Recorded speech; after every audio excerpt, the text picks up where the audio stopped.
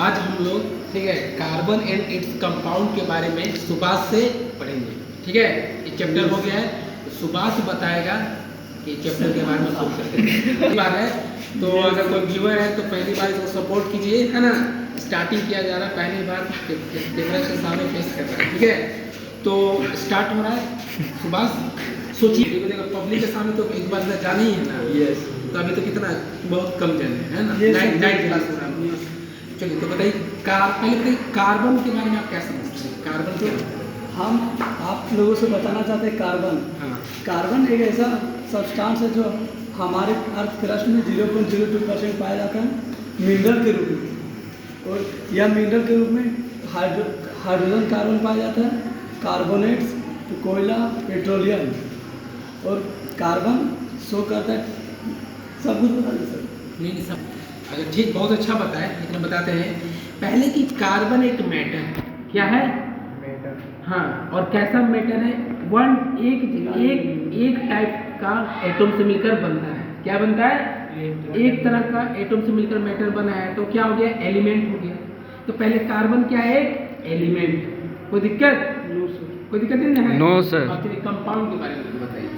Compound को आप क्या सोचते हैं? कंपाउंड क्या है बताइए। कंपाउंड जो दो पदार्थ से मिलकर बनता है सर, हाँ, उसको कंपाउंड कहते हैं। हाँ, बहुत अच्छा बात बताया। जो दो या मोर देन टू, जब दो या दो से ज़्यादा तरह के एटम है ना, एक फिक्स रेशियो में कंबाइन होता है तो उसे बोलते हैं कंपाउंड। जैसे बोलते हैं H2O, तो H2 क्या वाटर है, वो एक वाटर क्या है? कंपाउंड है। इसमें क्या है? हाइड्रोजन का क्या है? 2 एटम है, और ऑक्सीजन का 1 एटम है, दोनों का रेशियो है, इसलिए एक कंपाउंड है। तो इस चैप्टर में हम लोग कार्बन और इट्स कंपाउंड, इसके कंपाउंड मतलब कार्बन के साथ साथ जो मिलकर कंबाइन करके बनाता है वो कंपाउंड हो गया, एक फिक्स रेशियो में।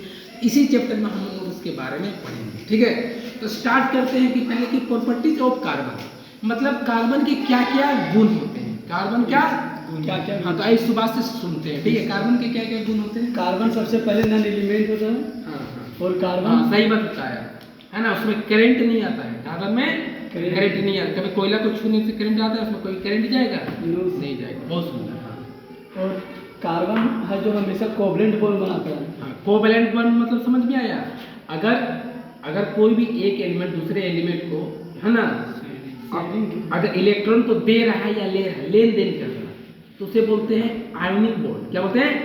लेकिन जब शेयर कर रहा है, शेयर मतलब जैसा हुआ कि मान लो कि आप लाए 2 रोटी लाए, हम दो अंडा लेकर आए, तो हम लोग बोले कि चलो एक रोटी तुम अपना हमको दे देना, एक अंडा हम अपना तुमको दे देंगे। ऐसे क्या करेंगे?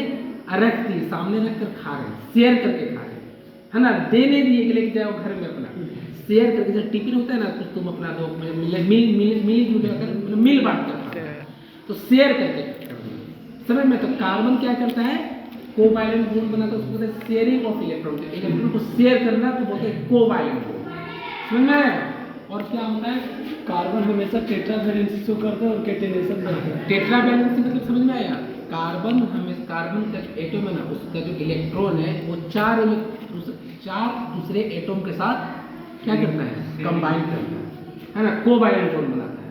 तो जब 4 इलेक्ट्रॉन का कंबाइन मतलब दूसरे एटम के साथ, है ना, तो उसे बोलते हैं टेट्रा वैलेंसी। कोई दिक्कत? और एक क्या बताया? कैटेनेशन। तो कैटेनेशन एक बहुत अच्छा क्वालिटी होता है।